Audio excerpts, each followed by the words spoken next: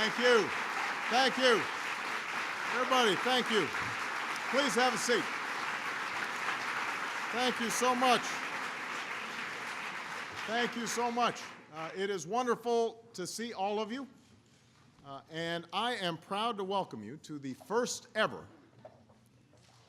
event held at the White House to honor Jewish American Heritage Month.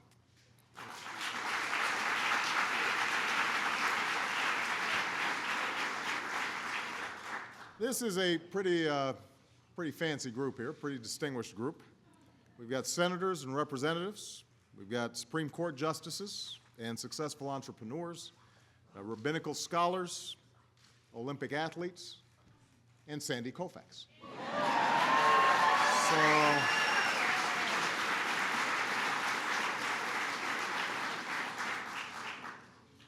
Sandy and I actually have something in common. We are both lefties. He can't pitch on Yom Kippur. I can't pitch.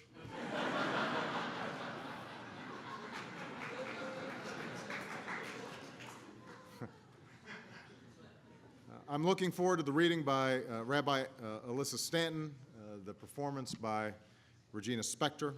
I know that my Chief of Staff, Rahm Emanuel, wanted to be here, but some of you know he is in Israel for the bar mitzvah of his son, and which is the diversity of talents and accomplishments represented in this room underscores the vast contributions that Jewish Americans have made to this country.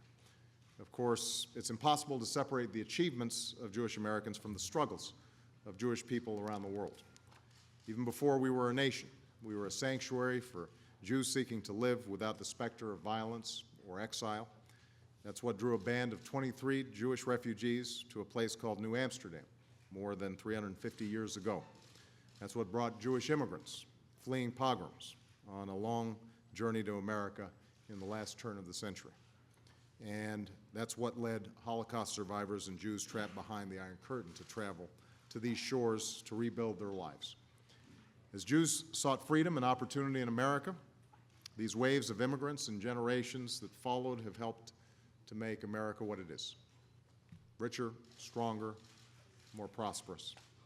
From the discoveries of Jonas Salk to the pioneering work of Albert Einstein, from the music of Irving Berlin to the poetry of Emma Lazarus. And then there are the countless names that we don't know: the teachers, the small business owners, the doctors and nurses, the people who seek only to live honestly and faithfully and to give their children more than they had. Jewish Americans have always been a critical part of the American story. Now, these contributions have not always been embraced. Jewish communities have at times faced hardship and hostility right here in the United States of America. A reminder that we have to respond at all times swiftly and firmly whenever bigotry rears its ugly head. But no matter what the obstacles, Jewish Americans have endured, learning from each other, leaning on each other, true to their faith, leaning on the values that have been associated for so long with Jewish history: a sense of community, a sense of moral purpose, and an ethic of responsibility.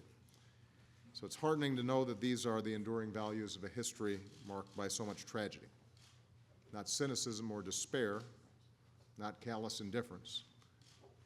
Every person in this room knows somebody, perhaps a mother or father, an aunt, an uncle, perhaps yourself, who exemplifies this heritage.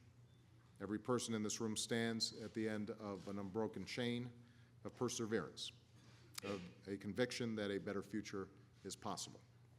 That doesn't just offer a lesson to Jewish Americans, it offers a lesson to all Americans. And ultimately, that is what we are celebrating today. Yes, Jewish Americans have garnered success in industry and in government, as we can see by the guests gathered here today.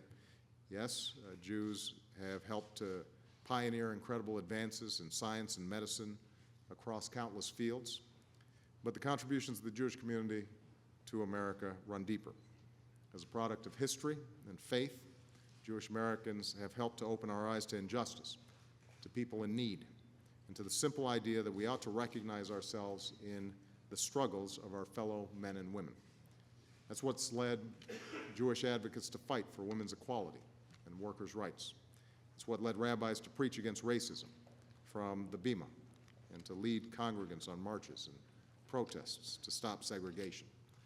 And that is what helped lead America to recognize and support Israel as a Jewish homeland and a beacon for democratic values, beginning mere minutes after its independence was declared.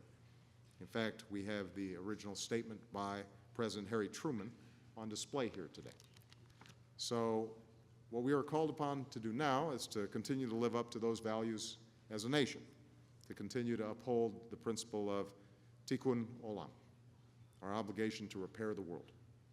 Here at home, at a time of continuing struggle for millions of families, it is incumbent upon us to remain focused not only on rebuilding our economy, but rebuilding it stronger than before. And I note that our efforts are bolstered by the work of so many Jewish organizations that help the sick and educate our children and provide assistance to seniors and others in need. But our responsibility doesn't end at the water's edge.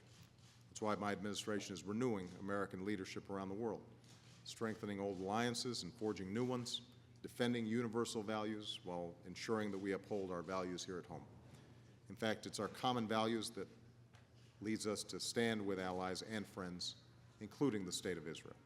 That's why, even as we never waver in pursuing peace, that happens to me all the time.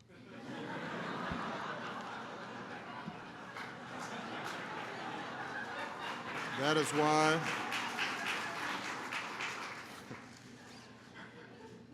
is why, even as we never waver in pursuing peace between Israelis, Palestinians, and Arabs, our bond with Israel is unbreakable. And it is the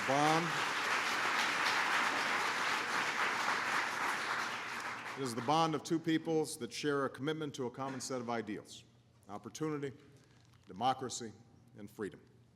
Those ideals are what have drawn generations to these shores. Those ideals are what have allowed Jewish immigrants to seek a better life in America while enriching the life of our country. And those ideals are what you and all Jewish Americans continue to help us uphold each and every day. So thank you, God bless you, and may God bless the United States of America.